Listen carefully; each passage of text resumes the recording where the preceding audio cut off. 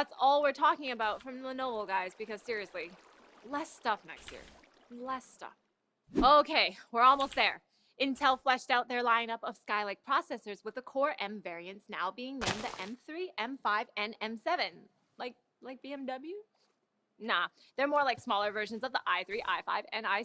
They also demoed a way for laptops to use wireless charging with a mat installed under a desk. Together with Intel's WiGig tech, this could lead to completely wireless work desk, which is pretty damn cool. Sony fully unveiled the Xperia Z5 lineup, the 4.6-inch Z5 Compact, the 5.2-inch Z5, and the 5.5-inch Z5 Premium with a 4K screen.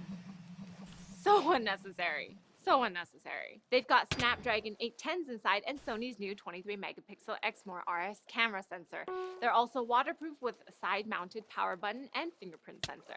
Okay, last one. MSI also updated their gaming laptops with Skylake processors and launched new affordable B and H170 gaming motherboards. All right, that's it, I think. I think I need to sit down. But I have to read this tweet. Flibbity flobbity, zippity zobbity.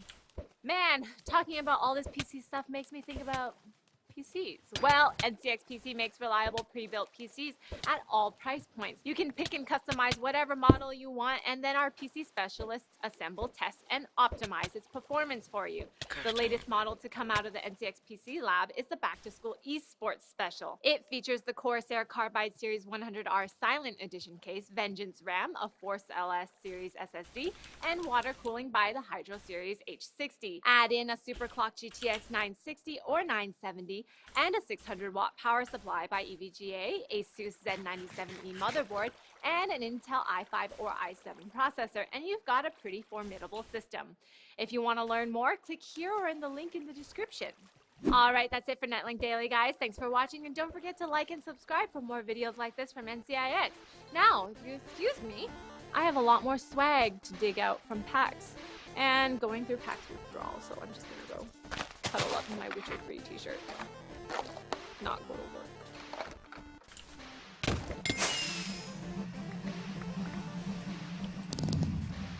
I'm sick.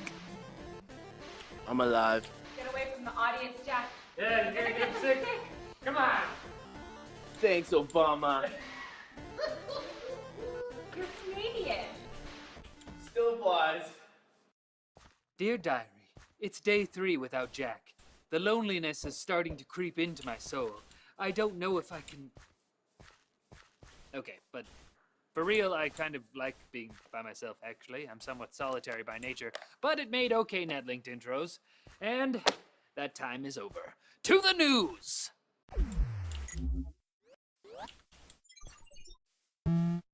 Samsung has officially unveiled their Gear S2 and S2 Classic smartwatches ahead of their press events at IFA in Berlin. The Classic looks more like a traditional watch with replaceable watch bands, and the vanilla S2 has more of a sleek, sporty look. Both watches have a rotating bezel for control and run Tizen OS, not Android Wear.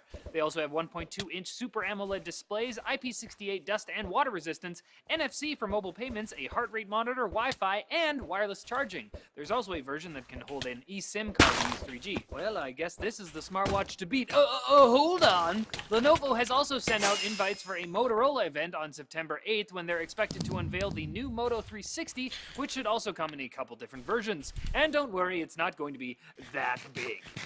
It will fit on your wrist. FYI. It's not a planet. NVIDIA's grid technology has kind of been ruling the roost in GPU virtualization for the last bit, but now AMD wants a piece of that action. At VMworld in San Francisco, the company announced Multi-User GPU, a new solution for professionals that allows up to 15 users to share a single virtualized AMD GPU. NVIDIA Grid only supports 8 users per cloud GPU. Of course, less users will be using a given GPU if they're performing more intensive tasks like 3D modeling. Multi-User GPU also supports OpenCL 2.0 acceleration and stable, predictable performance. Well, I mean, that's a matter of opinion. Tell you what, though, I'm curious, how many of you guys have actually used a virtual GPU? Because I haven't. Do you find AMD's announcement interesting? Leave a comment below. I don't know.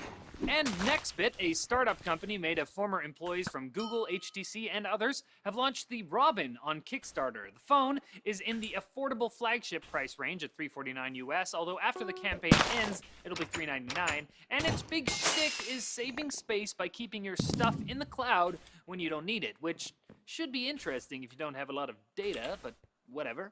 The phone also has a USB Type-C port that supports USB 3.0, unlike the OnePlus 2, a fingerprint reader on the side-mounted power button, which is interesting, and dual front-facing speakers. Nice. In terms of design, it's a brightly colored box, and whether you think it's cool is up to you. I mean, its creators clearly think it is, and they make sure you know that in their profanity-laden pitch video. I think it's time for Quick Bits.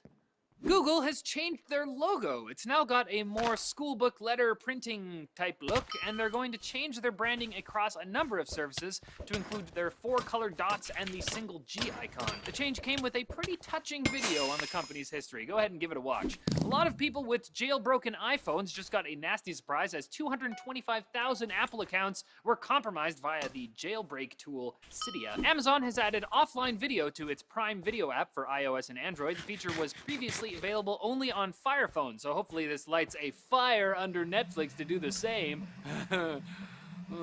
Researchers at Berkeley have found that gaming PCs only make up 2.5% of global computers, but use 20% of the energy. So they've set up a site where you can see ways to reduce energy used while maintaining performance. Intel ran a demo at SIGGRAPH 2015 showing the open source Vulkan graphics API getting around double the performance of OpenGL, so let's get that released, guys. That sounds cool. And EA has announced that Star Wars Battlefront will get a beta after all in early October. That's only around a month until the game launches. Let's hope they actually have a plan for incorporating the beta feedback in that time, or it's gonna be Battlefield 4 all over again. News sources for all of today's stories can be found in the forum post linked in the description. May the power of the cheesecake donut be with you, sir. And may it be with you.